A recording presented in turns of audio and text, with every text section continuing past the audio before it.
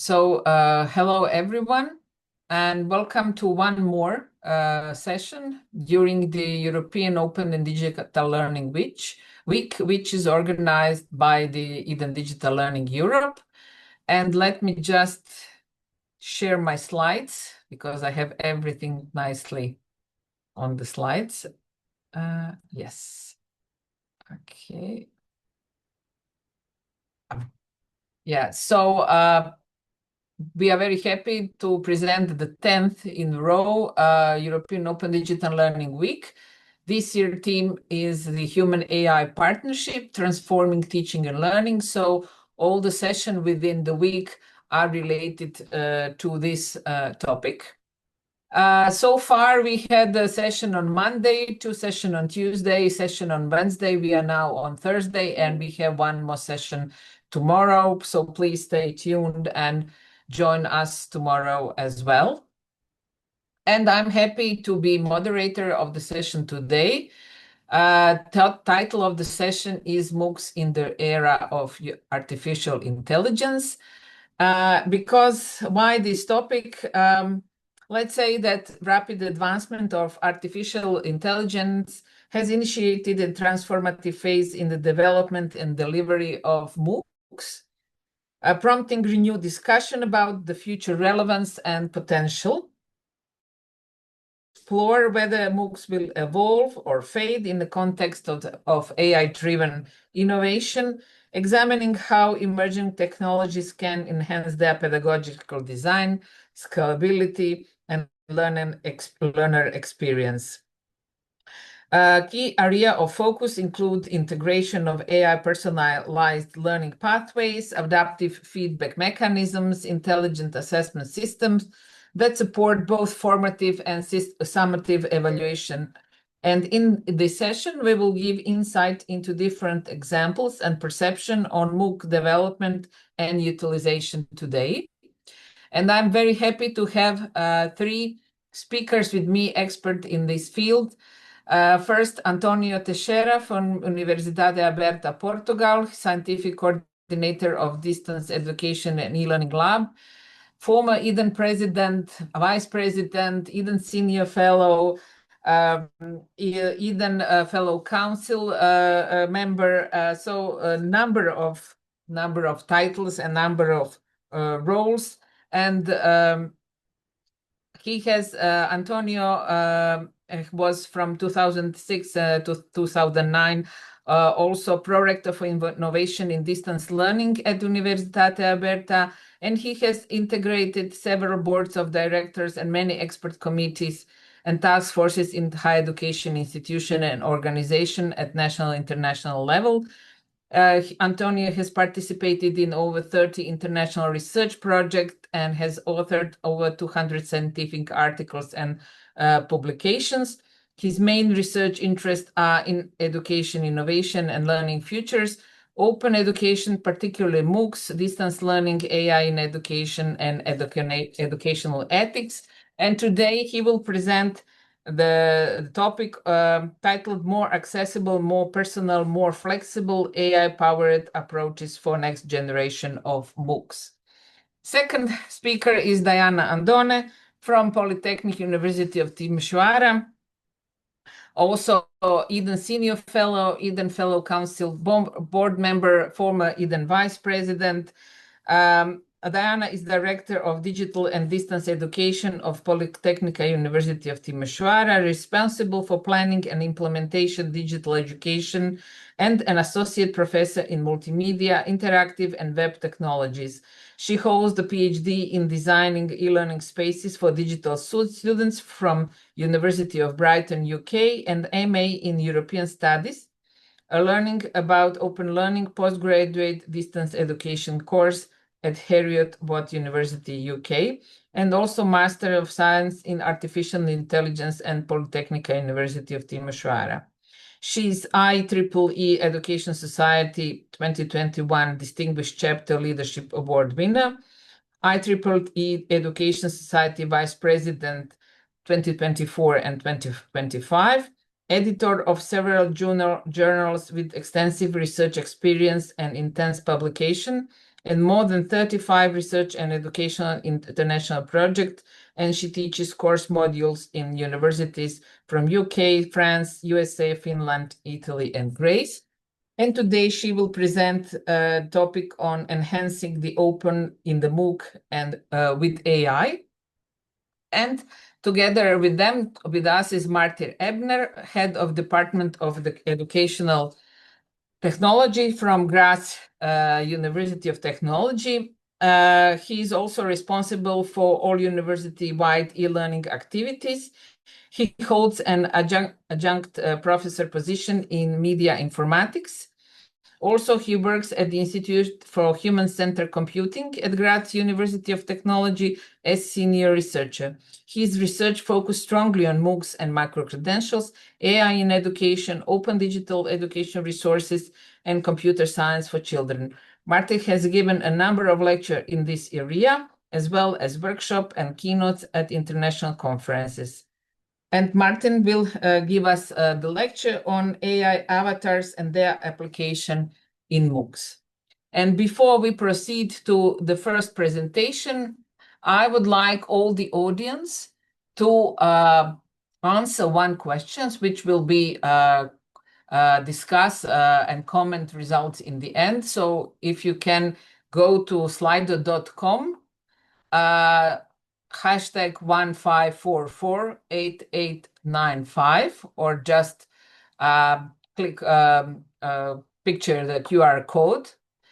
While you're doing this, I will just give you some brief information relating to the questions. So please, all questions you can post in question and answer. Here you have, and we will be answering questions during the presentation, but also we will open the floor for discussion in the end and try to answer all your questions. So once again, slido.com, hashtag 15448895, and you can leave your answer here while we start with our presentation. So I will stop sharing now at the moment, and now I'm going to give the floor to António. He is going to speak first. So António, please, floor is yours. Thank you very much, Sandra. Good morning, everyone. Well, good morning, good afternoon, good evening. It will depend on the time that you'll be following us. It's a pleasure to be here in this panel and to share these reflections, this discussion with good friends Sandra, Diana, and Martin, and also with all of you. I'll be sharing my slides in a minute. I believe that you're already seeing them. Okay, I suppose it's yeah, already... we can see them. It's okay. Okay, thank you very much, Sandra. So my approach will be probably a little bit more theoretical than than Diana's and Martin's, but it was important for me to start by reflecting a little bit on the implications of the topic. So that's why I've chosen this title: more accessible, more personal, more flexible AI-powered approaches for the next generation of MOOCs. This is a very interesting statement from Stefania Giannini, which is the UNESCO Assistant Director General for Education, as you may know. This is already from last year, and it's interesting because she is using this term Generation AI, and this was a text that she published, a paper that she published, basically with this subtitle, Navigating the Opportunities and Risks of Artificial Intelligence in Education. So there is AI is now unavoidable in all the discussions around education. We have to, independently of the good reasons and the bad reasons for using it, and the good implications and the pros and cons, it is important to address the issue and to use it as a tool more than to be in a way at their mercy, in a sense. Well, that is more or less how I'm going to explore the topic. So regarding MOOCs, and I understand MOOCs as basically an open educational practice, what has been throughout the years the biggest design challenge for MOOCs? So from the perspective of the learning design. Well, as you all know, the biggest challenge has been how can we scale learning in an effective way while maintaining at the same time the quality engagement for a diverse, much more diverse or less diverse, but anyway, a diverse, massive student body. How can, in short, combine scalability with personalization in MOOC design? And the typical factors that have affect the quality of the MOOC learning experience, of course, the first one has traditionally been the high dropout rates, the limit students, instructor or educator interaction, and the difficulty in designing meaningful assessments and collaborative activities. We all know that. So addressing these, as I state here in the slide, involves improving the pedagogical approach.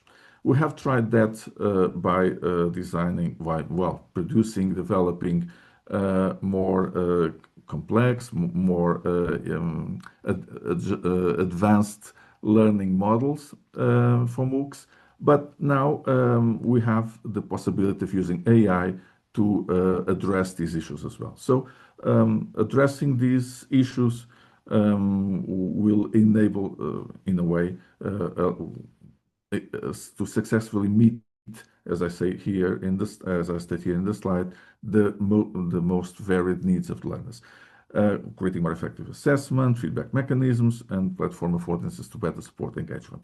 We also have to notice that in the last years, the students have become ever more complex in their student trajectories have become more complex. So we are facing a growing diversity in terms of the learning profile, of the learners' profiles. And so this has to be met in a successful way. How can we use AI to address this personalization? Well, first of all, we have to understand that the MOOC design models have to evolve beyond this idea of one size fits all. It's possible to evolve from that model and still not lose the scalability element, the mass education feature of MOOCs.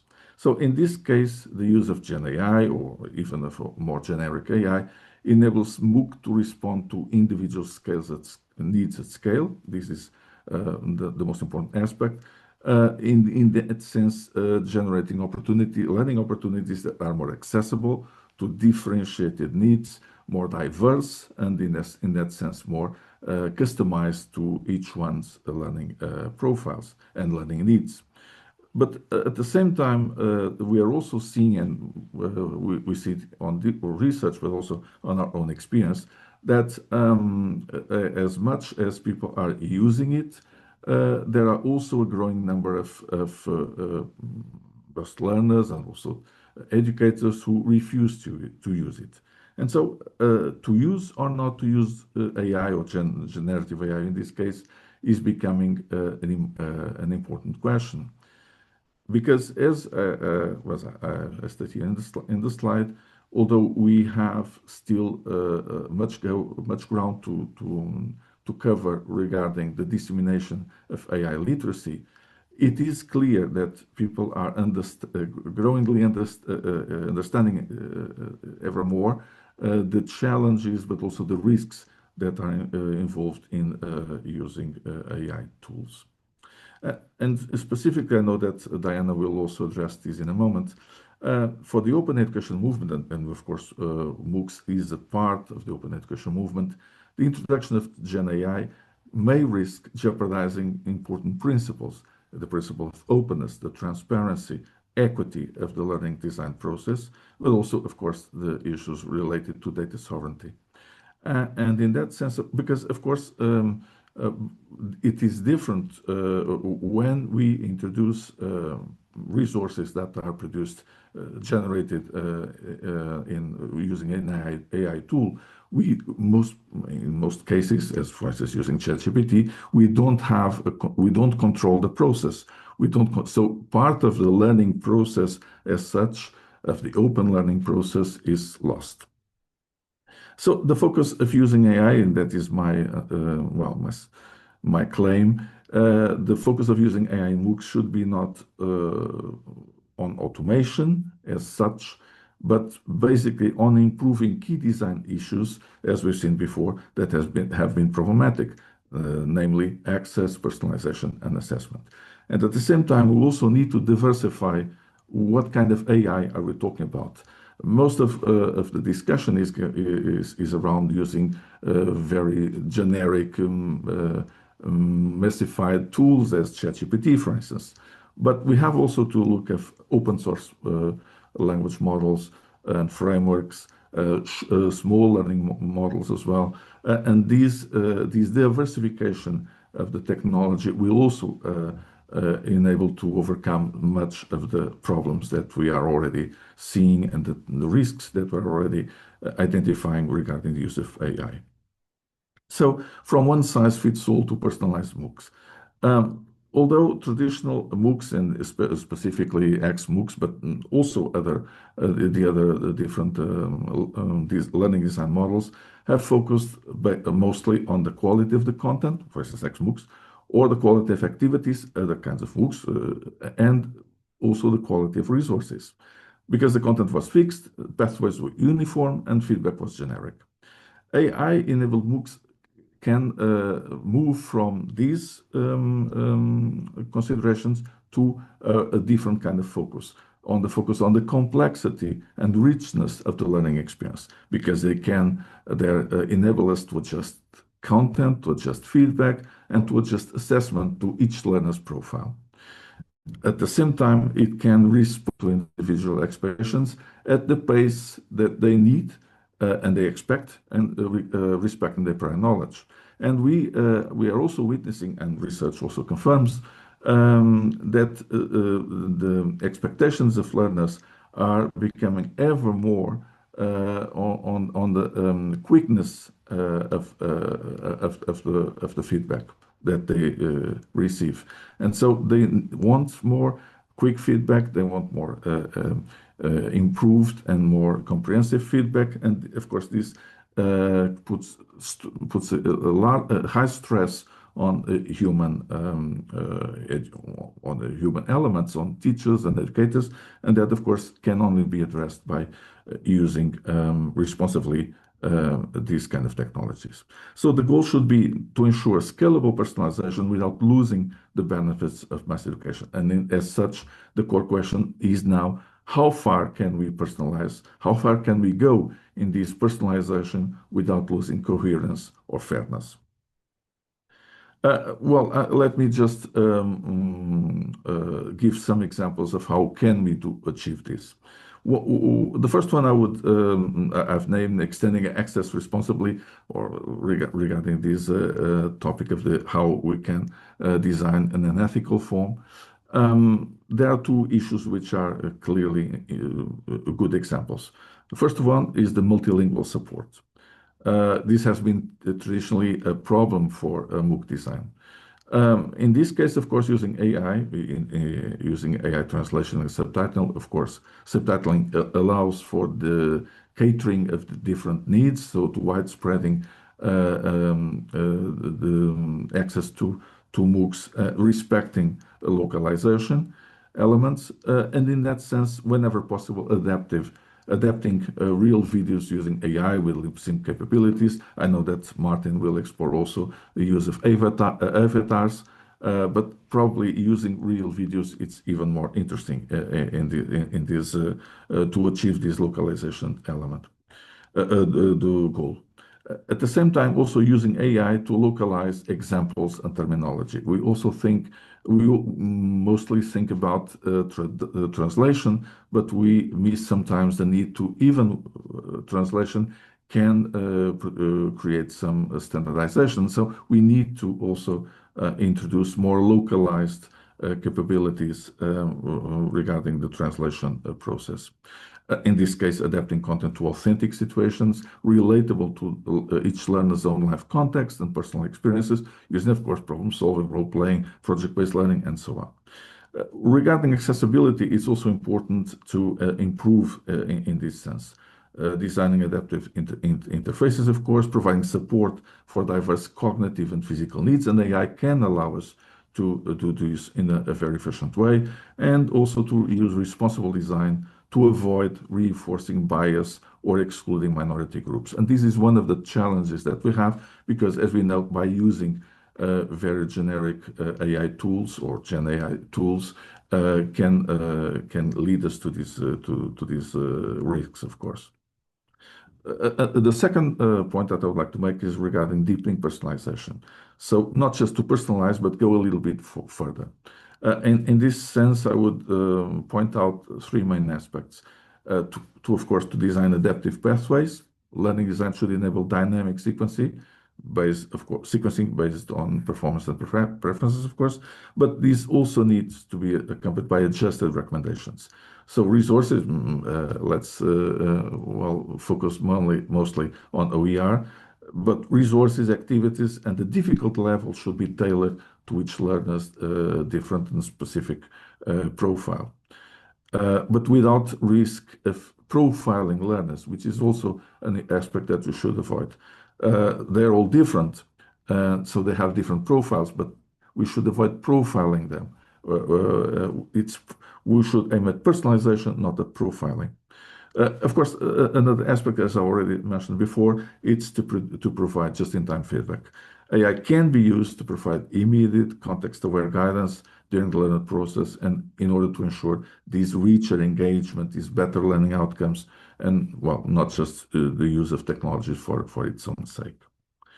Another element which I think it's important, another goal that we should address, is strengthening authentic assessment. In this case, of course, generic AI can be used to support the design of these authentic tasks, being projects, portfolio simulations, or other kinds of strategies to disseminate peer-to-peer assessment, which has always been a problem in MOOC environments, and to introduce and to disseminate student-focused renewable sciences, which, as you know, are public reusable tasks that benefit not just each learner, but the community at wide. Also, I believe that Gen AI can also be used to provide this personalized feedback, but at the same time preserving coherence and fairness. Coherence in the sense that we have shared learning goals within the MOOC participants. And of course, we have standards that we apply transversally, but of course, at the same time, allowing for this customization process without losing the coherence, of course.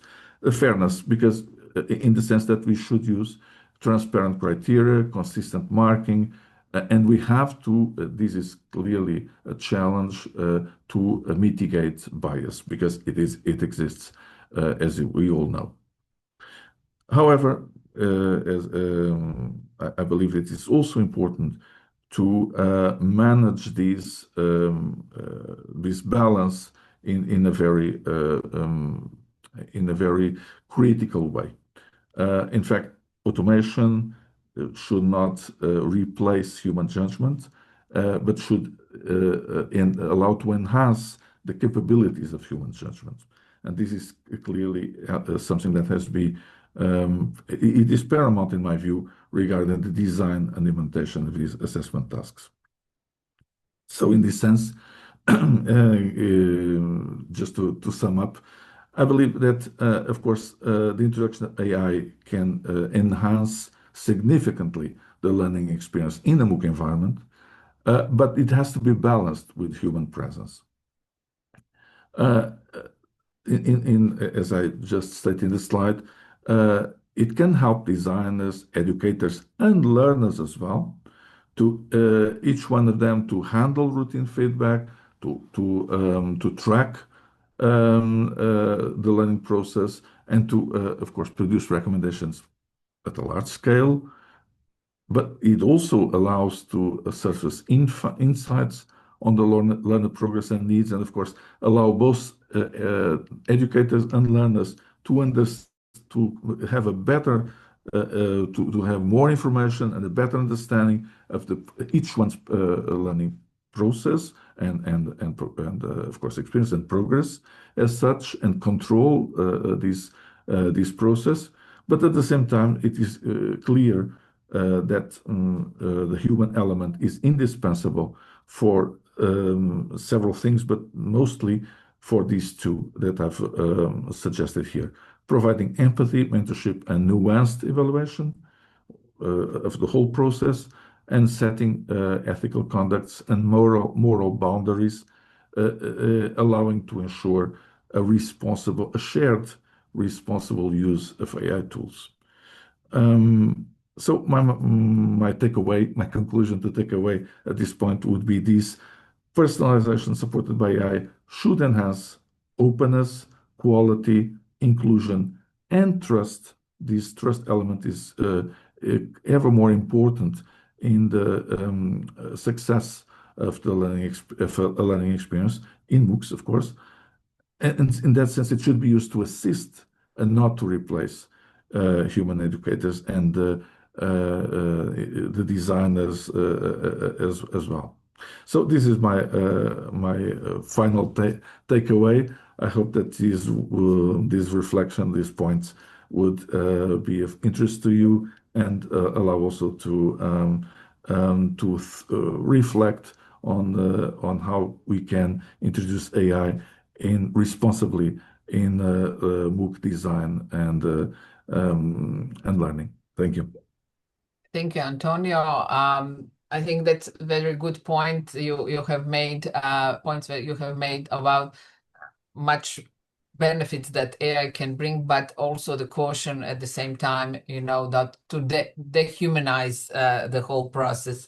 We have two questions here. Bruno is asking, saying, very interesting idea presented here. Do you actually see some or any of them implemented or under development?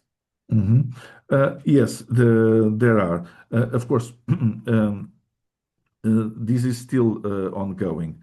And one of the elements here that I think would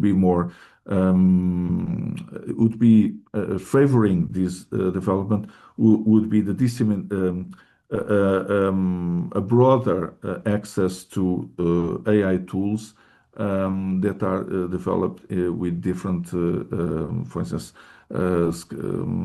small language models, with alternative open source models as well. And of course, as we grow in number, I mean, as the AI tools grow in number, we also have more diversity, and this is important to take into consideration when applying this approach. So I think, yes, it is evolving. Also, there is a growing understanding of the implications of using AI, the importance of applying an ethical design process, also responsible learning experience as well. And so this is evolving, I think, in a proper way, but it will take time, of course. Yeah, and just one short questions. You did not mention Gen AI capacity to help enhance MOOC course design and resources production besides assessment. How do you envision this? Well, yes. Well, I didn't have time to explore everything, of course. I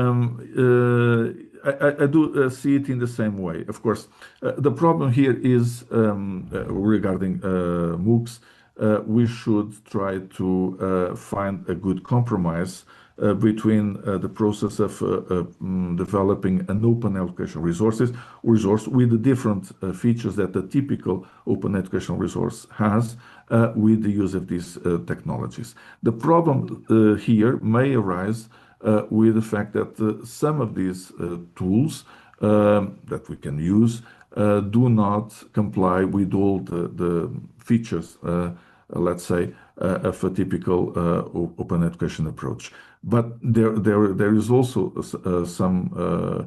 some alternatives that are being explored. So I think, yes, this is evolving in the same way. I've addressed this also when talked about the translation aspects, the accessibility aspects. So this is also elements in which I think that the development of resources can improve significantly using generative AI. But of course, there are other aspects related to customization. For instance, the possibility of a resource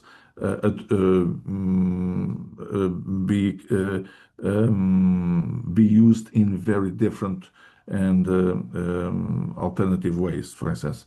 But of course, I would be needing more time also to explore this more in depth. Okay, thank you for the moment. Thank you for the presentation. Let's move on to our second speaker. Just to build on the story António started, Diana will talking more about open part in the MOOCs with AI. So Diana, please, floor is yours. Thank you very, very much, and hello to everybody. Nice to see everybody coming up. And I've been looking at the attendees list, and I'm so happy to see so many of the Romanians around there. So that's really very, very nice. So please confirm to me that you are seeing well. I think it is good. Yeah, we can see them fine. Thank you. Perfect. Thank you so much. So I will speak about the artificial intelligence in MOOCs, and one thing which I want to drag attention, with the exception of one image, everything what is here is more or less written by me and produced by me or my colleagues, not by AI. So something about my university. Obviously, I'm coming from the West Romania. My university is very old and very traditional. So for us to be involved in MOOCs and in distance education, it's something new. We will soon celebrate 30 years since we are doing distance education, and also almost soon 15 years since we are doing MOOCs online. We are part of the European University Alliance UDRES, and I will show to you also a MOOC example which is developed for this alliance and how we've been using also AI there. Something which, if I'm correct, also Martin will probably show. This alliance is spread out in different sides of Europe. English is not our main language, only our working language. So we need to tackle also the possibility of multilingualism and also multicultural. And hopefully we can do this better with AI. You can find quite a lot of the information in my Zenodo profile, where you have this AI with Andone. If you search it like that, I'm pretty sure it will come up. And this is the image which is done by AI. Almost 2 years ago, a year and a half ago, I asked AI to create an avatar for me. António was speaking about the avatars. So here you are able to see also the avatars of tiny bit how they are looking. It's not really me, in my opinion, but I like that it's shaping me as a warrior. And Diana, the warrior, is telling you that the AI, I'm pretty sure more or less now, will shape almost every industry. But unfortunately or fortunately, in education, it will shape its framework. And it will shape it from the design of the materials, from the structure of the assessment and evaluation, and probably also from the structure on how we are teaching and what we are delivering. So I think that we will need to put more emphasis on the value of the humans if we want AI to be only a tool for us in education and not more or less try to replace us in education. We've been seeing quite a lot of development with AI in terms of openness in the last years. I think that we are still somewhere as a very toddler level, so only like learning to walk and learning to do things. We haven't graduated yet to go to school, but hopefully we are going to happen soon. What we have, so I'm going to present some tools and some ideas how you can use AI in open practices and in MOOC development. There are loads of tools. Some of them are open. These are open tools, which I'm showing here. So or at least which have some open tools. And the AI community with open source is growing quite a lot. Hugging Face has a plethora of resources. Some of them you can find them also in GitHub and other places. So please have a look of them if you want to do it. Bloom is one of the quite big LLMs, large language model, which is used especially for research and for open access, and it's increasingly used across the world. And obviously there are others which are coming from companies, from commercial companies, but they are open source and you can install them and try to work with them. Like the most famous one is Llama, which is quite used, obviously. Recently, with some support also from the EU Commission, Switzerland has launched a large language model, which is called ALPS. That's the name of it, quite, let's say, make it like that, quite suggestive. And this is fully open and you can install it and it can work. It's not as good as the other big ones, commercial one, but believe me, it quite does the work. So that's something which I will strongly encourage you to have a look. Also, one of the results of the EU hackathon dedicated to AI last year is now released to the market, and this is dedicated for translation in Europe. For multilingual AI, it's tilde open.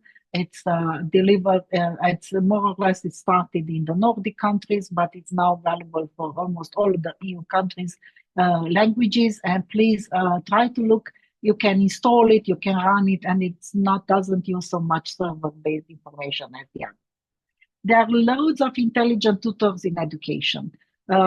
Quite a lot of them, especially the Harvard AI tutor is the one which is used quite a lot in, for example, in edX, in some of the platforms for MOOCs, and AI Tutor Pro, which is coming from our partner in from Contact North from United States, Canada, which is our Eden partner.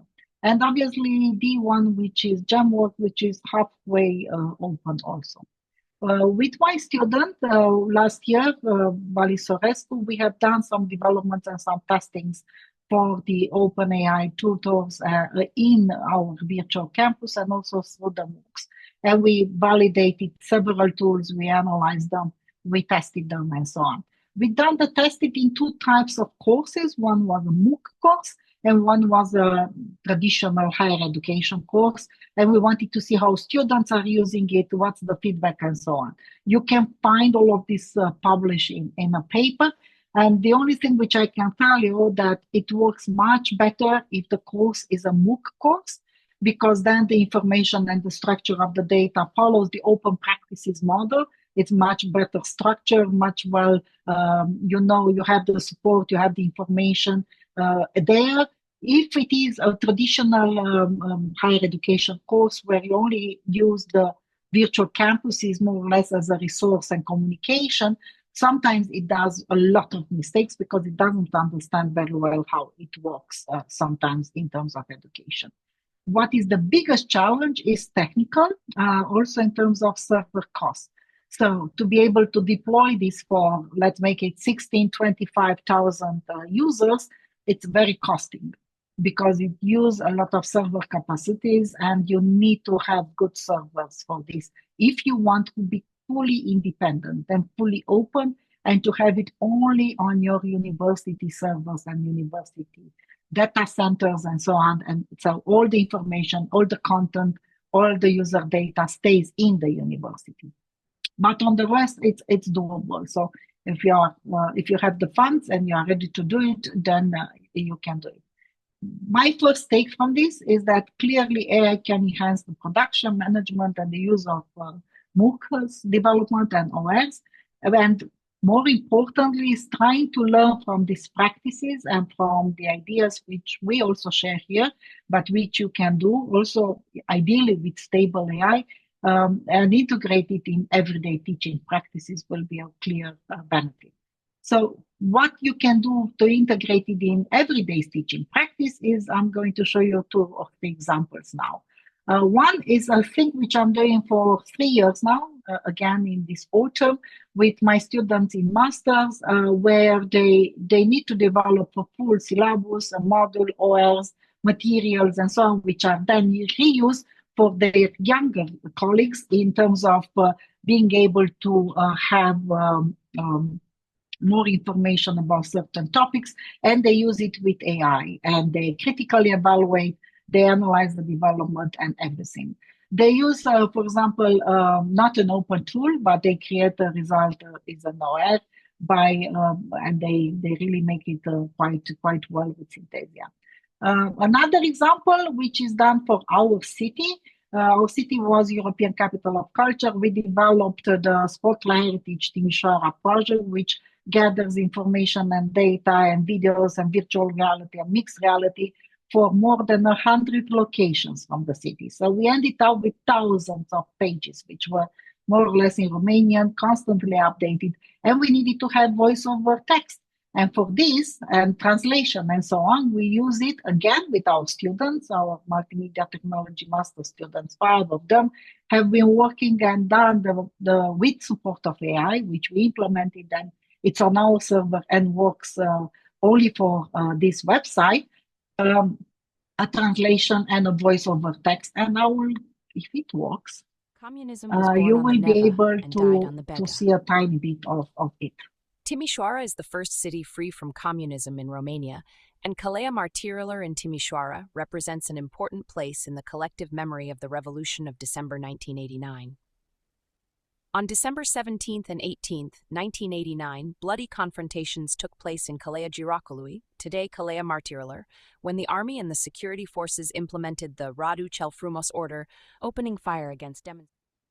So you can see that the text is more or less correct, Communism was born on and the Neva it's quite and well, died on the Bega. and it does very well for the translation, and also very well for transforming it to voice, and it's easy to be done. Another example how we've been using it in our European University Alliance and part of the Innovators Horizon Europe project, we created the Foundations of Open Practices MOOCs, which are in fact 4 courses and a master course for the certificate, following the full micro-credentials support and structure and so on. This why I'm sharing it is because it's accessible to everyone.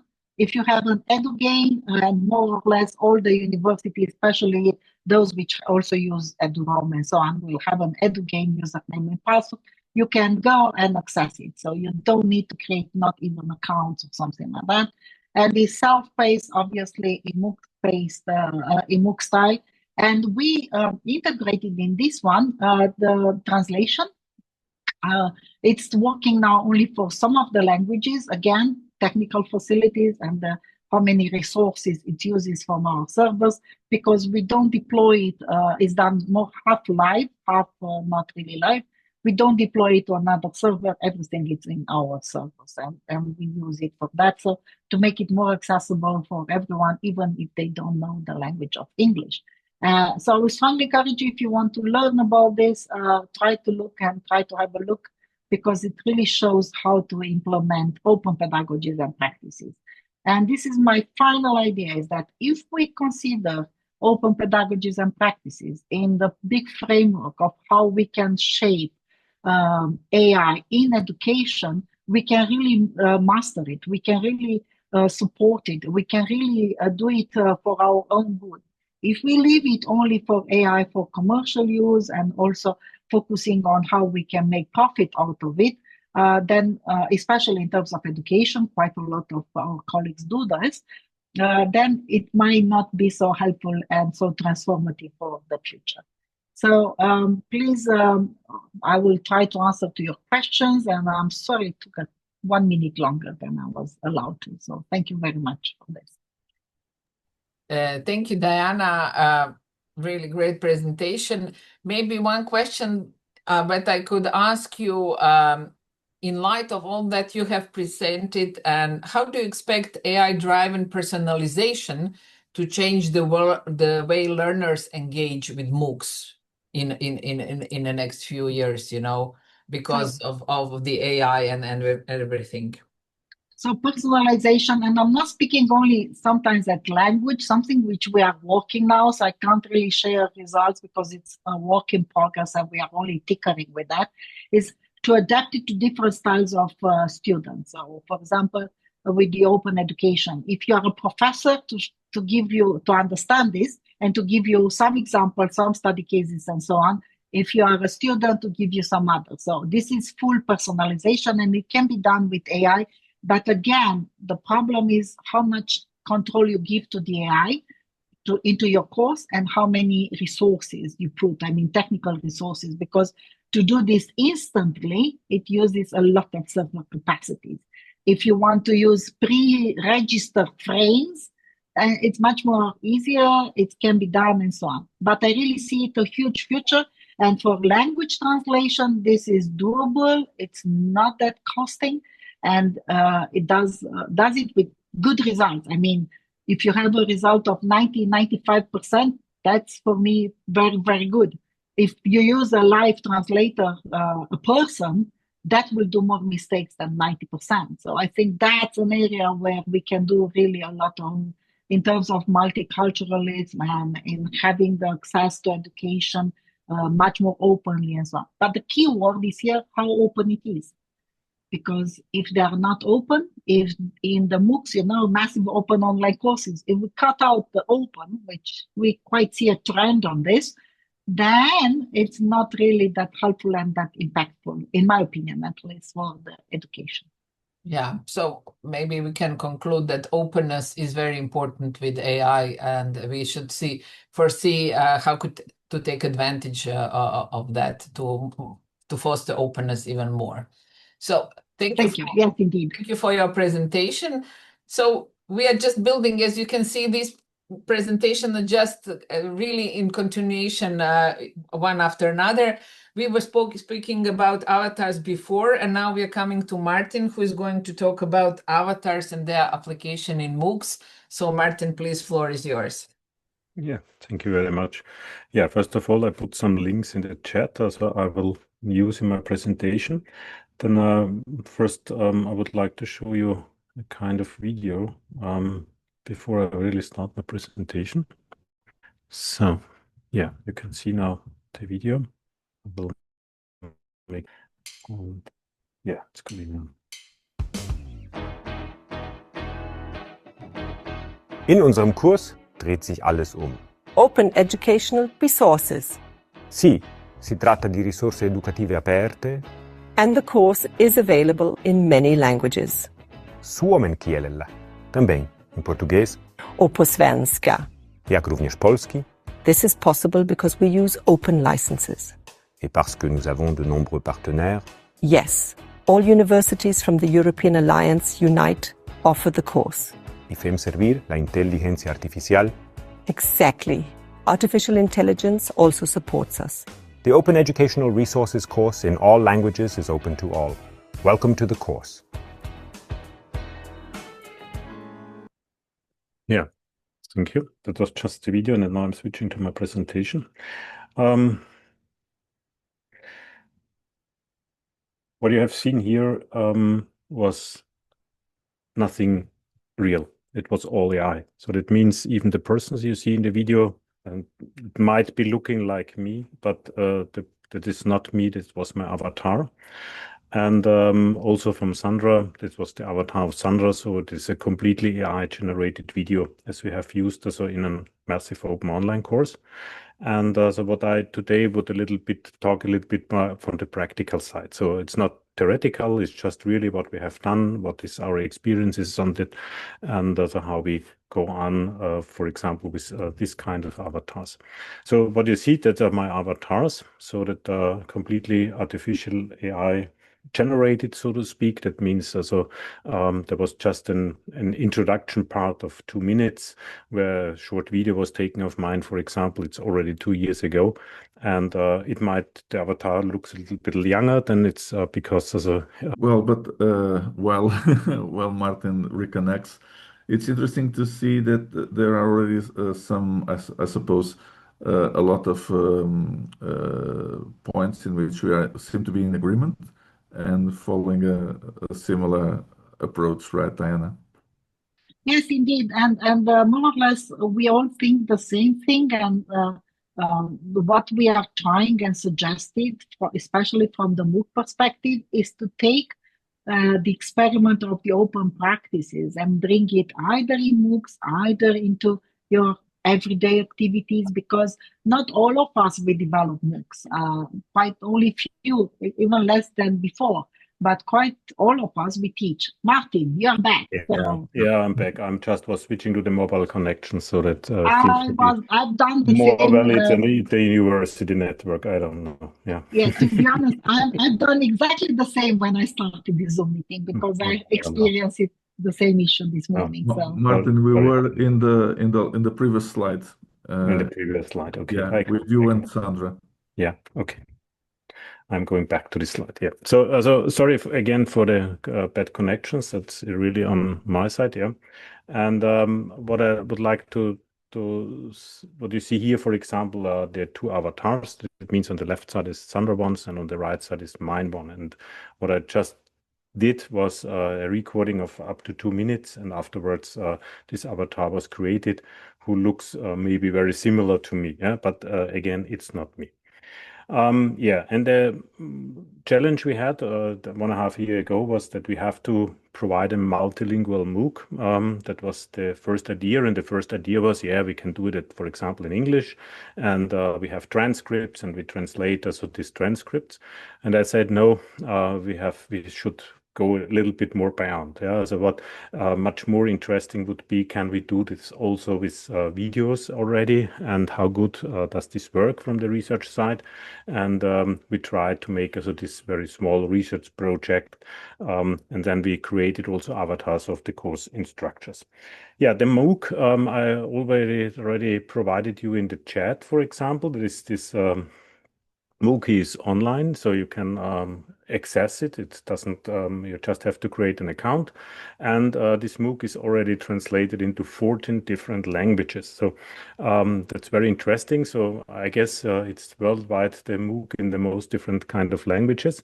And their idea is, if you're going into the MOOC, for example, and you switch the language of the platform, for example, to, I don't know, Swedish or Portuguese or Italian, France, whatever, then also the videos are automatically switching. So it's just, you don't know even that it is in a multilingual MOOC. It just happens when you're switching the language of the platform. Yeah, so this is the idea in general. The MOOC itself is about open educational resources, because I'm an expert too, and I give many lectures worldwide about open education resources, and with a special focus on higher education. So in general, at least in Europe, it's very interesting to know a little bit more about different copyright laws and something like that. And our idea was to spread here, mainly Europe, because you see on the next slide also what the intention was. But the main thing of a multilingual MOOC, yeah, so it's not so easy, because you have much more processes. If you're just generating MOOCs, for example, you have in the first time you have to plan to make scripts, of course, yeah. And of course, we had the idea to say, okay, when we are writing the scripts, the storyboards, then we are using AI also for translations, of course. Then we are going to the video production, and this video production is done by my video team, for example. So it's not done by myself, and they have this kind of software. And then we have, of course, feedback and something like that. So it's a huge process. In summary, we take more than 1 year to produce it. Yeah. And the background why we did this was that we are also part of an European alliance. And you see, these are our partners. So our partners from Germany, from Finnish, from France, Italian, Swedish, and something like that. Yeah. And the main thing is that no one of the partner has as native language English, but it's the common language between the universities, of course. No? But you have the situation that your learners have to learn in a different language, what is not their native language. And our idea was to give them this quite of complicated content also in their native language. And that was the initial thing why we were doing this kind of project. And additionally, we have some further partners who had interested to join us in this project. It was from Indonesia. We get a translator from Turkey. And since October 2024, we had also a question from the University of Oran, for example, you see, and she did a translation in Arabic. Yeah, so that's the current languages we have. And currently we are preparing to another languages. It will be in Ukraine and maybe also in Russia, because it's a very similar kind of languages. Yeah, the first thing what we have to talk about, and sometimes it seems to be very easy, was to choosing the avatar. So the avatar was, the first of all was that we just taken a kind of cartoon or any person or something like that. And within the discussion with my partners, I recognized, no, that's not easy, because, the diversity across Europe is completely different and something like that. And nobody feels very good with any avatar who is provided, yeah, and that was the reason that we are falling back to the course instructor, so to myself, yeah, so to say, okay, that's the most realistic thing. You are the course instructor. We should do the avatar of you and Sandra, for example, and not using just a virtual avatar. So it was much more a pragmatical solution why I have created an avatar of mine. The next thing was the software, and we already tested this beforehand in another MOOC. So my video production team was really testing what is currently available on the market, what is the best on the market, what we can use, for example. And of course, there are also open source solutions as well as commercial ones. And our result in this previous MOOC was that HeyChan was the most service at this time. Yeah? So that might be changing in the future, but currently we are using HeyChan because you see, we can use ourselves as avatars. We can create it.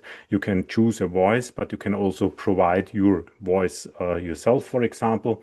You can enter the script, so you can give the storyboard to the video production, or you can generate it with the help of AI, so you have a connection to OpenAI.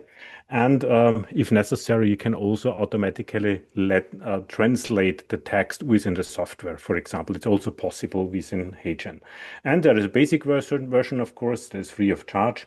But of course, we have paid for it, but it's not so expensive maybe as we expect. For example, I guess we have for the whole MOOC, we need about 10,000 euros or something like that for generating it with this kind of software. Yeah, then we created this kind of videos. Yeah. There are also two URLs, but so if you just join the MOOC online, then you can has access to any MOOC in every languages. And yeah, so what's in the background you see is just the avatar is standing in the front. We have an automatically transcript, of course, and also pictures in the background were done by the AI, for example. Yeah, what can I say to experiences? Yeah, what were the challenges, so to speak? You get problems with the translations, yeah, because very simple example was that, for example, numbers in different languages are pronounced differently, and of course the AI is not so perfect in the final end, yeah. And what we have to do was that we wrote, for example, the original script in German. So I did a German storyboard. Then we translated it to English, and from this English version that was proofread by a native speaker. And after the proofreading, we translated it to the next languages in France, in Italy, and Portuguese, yeah. And then we give this kind of translation to our partners. Yeah, and say, please proofread it. Yeah, so is this correct? Yeah, and what we see that some languages were working quite well. So typically Italian, France was really working quite well, but we get problems in Portuguese, we get problems in Swedish, and even in Polish. That was the hardest language, I guess. And I think in the final end, the Polish guys said to me that they will take the German or the English version. It's much better to them because the Polish is not so good as expected, for example. Yeah, and that is from the translation, yeah. So there was always this kind of quality improvement in between, so that really the pronunciation and also the wording is correct. And then, of course, you have this kind of avatars, and they are not real persons, you to speak. So if you know me, for example, very well, then you see, okay, I would behave different because I have maybe more facial expressions and my gestures. Much more, I have more gestures than my avatar, who is really, really quiet, for example. Yeah, and that's just an AI reason, because also gestures are sometimes inappropriate, and that's maybe the problem, because also that's a technical problem, and therefore the avatar stands really quiet here. Yeah, and it's not so, yeah, so to speak, not so a very emotional guy or something like that. Yeah, the quality was this, did we speak before, the pronunciation or the translation errors we had, yeah, but the native speakers, also from the other languages, say it's not a huge problem because we know what he or she is telling us. Yeah, that's the good thing about it. Yes, it was not a complete a mess or something like that. So, but of course there were always some things what is not perfectly, and the Portuguese, for example, told us that it sounds much more in Brazilian Portuguese than in real Portuguese speaking in Portugal. Yeah, and but also we had also, of course, some research done with students, and we don't tell them that it's an avatar or that it's not an avatar. So we had research results where students didn't recognize that this was an avatar, for example, who was speaking in this learning video. Yeah, and our current results on that, even if you are using avatars, for example, that it's not disturbing the learning process itself. Yeah, that was, of course, also very important for us. Yeah, the production in general. So in the first time we thought we would be 6 months ready to go. That was completely unrealistic because of this quality check in the storyboard, the video production. We need also nine months and a little bit more. And it would be completely unthinkable for us with this kind of software and using of AI, because also you have also to be in mind, if you would like to produce a really multilingual MOOC, so we have also done this a couple of years ago, then of course you need much more time, yeah, because you have to record it in different languages. You need persons also who can translate it and something like that. So it was very surprising for us that we can produce a multilingual MOOC with 10 languages in just 9 months. Yeah, that was also just because of AI. Yeah, if you would like to read more on that, we have some more than these examples, of course. Also, we are testing it in different scenarios, for example. And also, I give my avatar will give the next lecture in March, for example. That is my lecture at my university about social aspects of information technology. And there we are using avatar because it's the same issue. I have to provide also at my university the lecturer in 2 languages, in German and as well as in English. Yeah, and then now I also said, okay, then it might be better to use the avatar because it's much more easier in the production process, and for the students it doesn't change much. Yeah, and finally there are just some thoughts I have brought with me. If you see the perspective as a teacher, yeah. So what does this mean for me as a teacher, of course, yeah, and the interesting thing is in the production, it was quite easy. I have to plan it. I have to write the scripts, for example. I have the quality check, of course. But in the video production, I just need 3 minutes. Yeah, and my video team was especially possible to produce the video, so there's nothing to do for me anymore, so I have no recording or something like that in the video studio. And we get also very positive feedback because we have subtitles in different languages, we have transcripts and something like that, so students can really work with that. Yeah, so this was a very positive experience. For me, of course, it's a little bit strange as a teacher, because sometimes I just heard people who were talking about me, but it wasn't me. Yeah, so that was very, I also show in conferences this video I have done in the introduction, for example, and they congratulated me afterwards that I can speak so many languages. And I said, no, it was not talking me, it was my avatar who can do this. I can just English and German, yeah. And then we have also the regulations of the government. So we have ethical things, research purposes. Yeah. So we have also given to the ethical commission. What does this mean? Because now the university can produce videos from my avatar for any topic. Yeah. So will this avatar die, for example? Who owns this kind of avatar? Have I the chance, for example, to prove every video what going it's outside from my avatar, for example? And there are so many issues on that we haven't solved right now. Yeah. Yeah, so that's the end of my presentation. Just for your questions, feel free to ask me. I'm very happy. Thank you for your attention.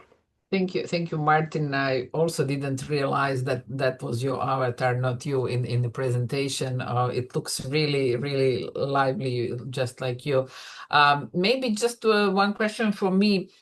What do you think? What criteria should be used to evaluate the effectiveness of AI-generated videos compared to traditional production methods? That in the main thing is the quality of the data, so that the storyboard itself, yeah, because it needs the expert, yeah. The AI is very fast, of course, and it's very helpful that you get the translation very fast or something like that. But of course, it's not perfect. So even if you are just writing the storyboard with AI, the expert needs to make the proofreading the final thing, of course, yeah. And but I was able to produce much faster than years before. Yeah, that's that is the main thing. So of course we can produce videos just clicking on a button, yeah. But of course then the quality of the video and the content of the learning issue is then of course completely different, yeah. And that is the fear I have, because it's very easy to do so, yeah. Yeah, thank you. Let's just my question for all of you. We have one question from the audience, but before that, if we come back to the issue of the quality, which is always the most important one.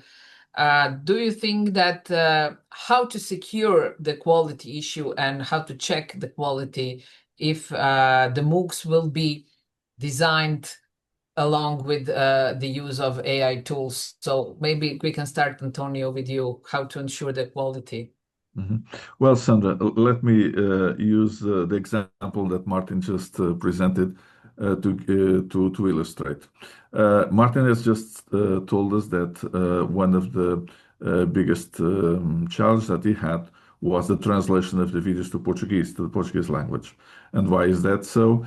Because most of the data that is available on these LLMs, on these large language models, comes from Brazil. So because it has the largest population. And this, of course, creates a risk, because all the AI tools that we are using basically expect us to write as the Brazilians do, or to speak as the Brazilians do. And we in Portugal, we don't speak or talk exactly in the same way. This is one of the examples that, this illustrates one of the biggest challenges that we have, is the differentiation aspect and the risk of losing some of these contextualization elements and localization. So, of course, we can only do this, as Martin was pointing out, by, of course, using the human element, the human judgment to of course, to assess and to evaluate the quality of what is being produced. So in this sense, I think that, of course, this balance that I've also suggested before, this balance between the human element and the use of the tools for one side. Secondly, also the importance of, and Martin also pointed out that, the importance of regulation, the importance of legislation, the importance of quality criteria that are shared amongst institutions. And we have, as Diane and Martin also pointed out, these big university alliances that are being forming. We also are part of another one, a third one. And so all of these framework and of course the importance of keeping, as Diana also mentioned, the open education values and principles. This is critical to ensure the quality of what we are now producing using these AI tools, which will become better from a technical point of view, but these challenges will remain if we do not tackle them properly. Thank you. Maybe Diana, you can much more focus related to, we said quality, but we saw that you have to put a lot of effort into designing the MOOCs use of AI, and then issue of openness. How much will the teachers be and institutions would be interesting to put much more effort at the moment into enhancement of the MOOCs with AI? So it's a big question again if we're speaking about universities or companies which are doing this.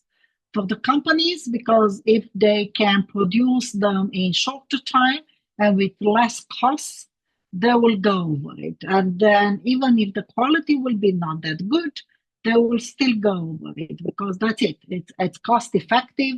That's the truth for everyone. And that's why quite a lot of us, we are using it. And it can be translated, geolocalized, and so on quite a lot. From our perspective as higher education, it's also an ethical issue and also the development issue. This is why, for example, we are using it quite a lot and as more or less as pilots, because we don't deploy this for everything. We don't do this for larger things. Even Martin example is for one MOOC, which is in multiple language, but not for all of them, which are developed in, for example, in the Alliance. We develop at this moment more than 35 micro-credentials in our University Alliance. It's going to be more or less impossible and not fair and not ethical also to do all of them with, we record the humans and we use a lot of words, but we do automatic translations with AI. So we are only going halfway, mainly because of ethical reasons. Also Martin said, one of the things which more or less I had the opinion is that I don't want an avatar to teach our students and our staff. I personally consider this, if we don't clearly say it and we don't have rules for that and so on, as also Martin mentioned, it's a bit challenging, but to be able to support their learning, to have automatic translations and automatic subtitles in different languages, that's something which I consider a benefit and something which can work in terms of ethical rules and so on.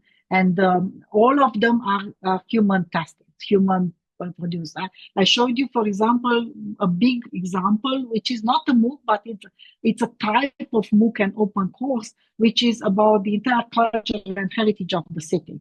The major 100, more than major, because 100 landmarks is more than a major landmarks for our city, which were with human stories, with a lot of information, because we involve kids and so on, which created their stories, their personal stories, because it's based on digital personal storytelling, the whole information which is gathered there. And that one is translated with AI. So it shows that we've done this in 2 months for more than thousands of pages of data. And the biggest challenge was on tickering of the names, because the Romanian names are not easy to be pronounced or not easy to be translated. They had problems with data and so on. But, and it was students. So there were some students which go over them. For example, now in this semester, we are testing this again with other students, again for the automatic translation of some of the resources. So what I would say is this idea, which I have for years, and I've been presenting papers and presentations on this, is like not to use the disposable assignment, to create these assignments with the students as OS or as open educational resources or any resource which can be reused. So integrate in your curricula, in your project activity, in your lab activities where with AI, and that also shows to the student the limitations, but also the possibilities with AI, anything which after that will produce a result, a resource, which you will use either in the education, either for the community or for the city. That's the main message which I want to give to everybody. And obviously, with that, you are able to improve the quality of your teaching. Yeah, thank you. You very nicely summarized. I will share my screen for that presentation I had, for that question I had for the audience. Just let me put it back on the screen for a second. So let's see. Okay, just a second. While it's opening, I ask audience to give more answers.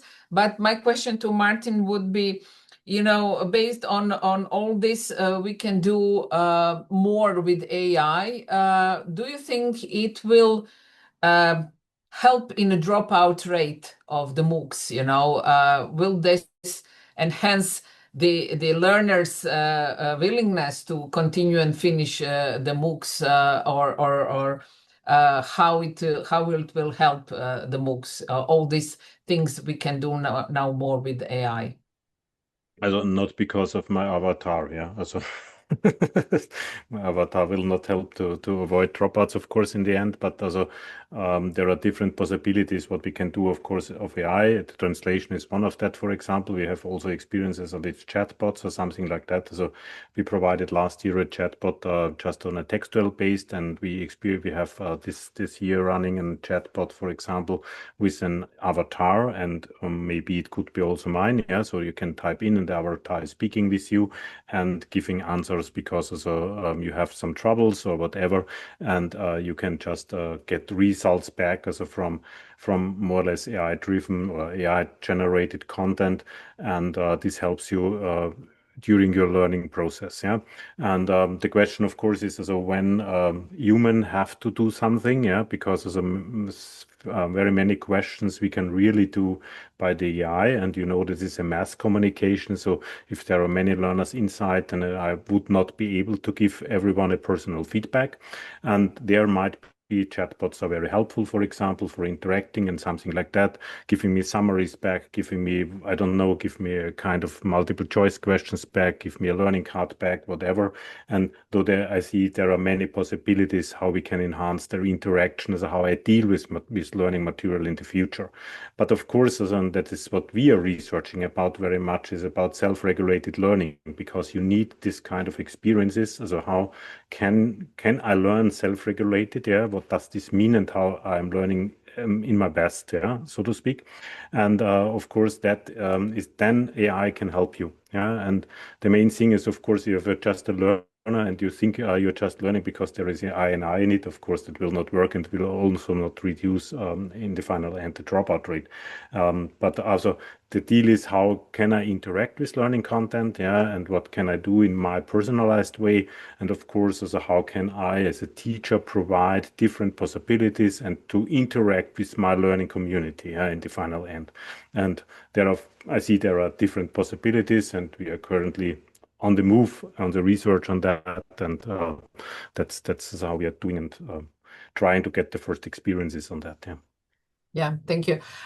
Based on the answers to the question, how do you foresee the future of MOOCs in AI-driven education landscape? As you can see, the majority said that the MOOCs will evolve significantly through AI-enabled personalization and intelligent feedback. And this is what we also argued in our presentations and discussions. We are coming to the end, but just to comment briefly, very briefly on the questions we have here, role of the lecturer in the AI future, that will AI replace the lecturer or not, or how the role will change? I think we already said it will not replace the lecturer, but maybe briefly with one sentence, each of you, if you can comment. So António, please, can you comment briefly? Okay, well, I already, my takeaway was exactly that it shouldn't replace, it should assist. And in that sense, it can enhance the learning experience if we manage to combine, to balance in a proper way the use of technology, these very powerful technologies, and the human element. Let me just, Sandra, very briefly point out something that is important in my view.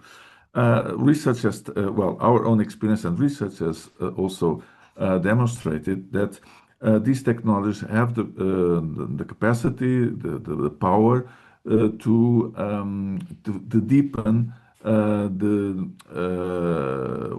the division between the divide between students who are and learners and users in a sense, in a broader sense, that are able to use these technologies in a proper way, and the others who are not able to do that. So it is important to understand also that these tools, like chatbots, for instance, if you already have some domain of the topic, if you have some domain of the field of knowledge, this will very much help you in deepen your knowledge. If you do not, it can be harmful. And so this can only be tackled by the ability of the teacher, of the lecturer, of the educator to design the learning experience. This is a critical element. These technologies can be used for achieve a lot of good things, efficiency, all of the things that we have already talked about, but they can also harm the learning process. And so it is critical, the role of the teacher, the role of the educator, the role of the lecturer, in a sense, in order to design the best way to use them. And we have to think not only from our perspective, but also from the perspective of the learner.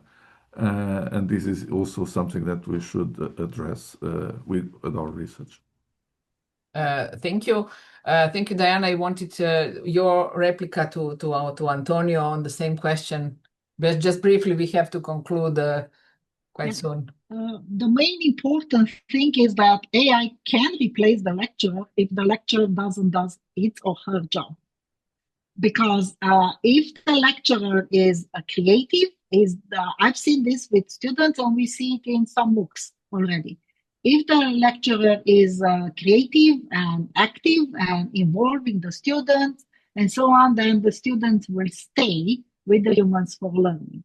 If not, they will go somewhere else and they will find out in other ways the information. What is very relevant here is the last data which was released for the whole year of 2024, and I'm sure that the 2025 will be higher from OpenAI, that the more than 50% of the questions and the prompt asked by ChatGPT were somehow related with finding information, training, and learning. So that's huge. That is a clear thing which indicates to us where people go to find information and learn. One thing which we didn't mention in MOOCs, I didn't put it in my presentation because of lack of time, is that we use AI and a lot of University of Lisbon, TU Delft, and so on, for assessment evaluation in MOOCs where you have huge cohorts. So if you have thousands of students, then you disclose to them that if they want their feedback soon and quick, then it's an AI avatar, an AI bot, which will do their assessment and evaluation of their work, and they will be able to have the certificate of graduation much faster, much quicker. So that's something which is really happening and where it is clearly replacing the lecture in terms of evaluation and assessment in large cohorts and for some types of activities and evaluation. Thank you. And Martin, we have just one more question. Will MOOCs evolve for quality and flexibility, accessibility, and cost effectiveness with the use of more Gen AI content and avatars? Just briefly, you spoke much more about that in presentation, but just briefly, can you give a reply? Yes, so I think there are many potential in that, so especially also for accessibility or something like that, because we can provide content in different ways, yeah, from a technical point of view.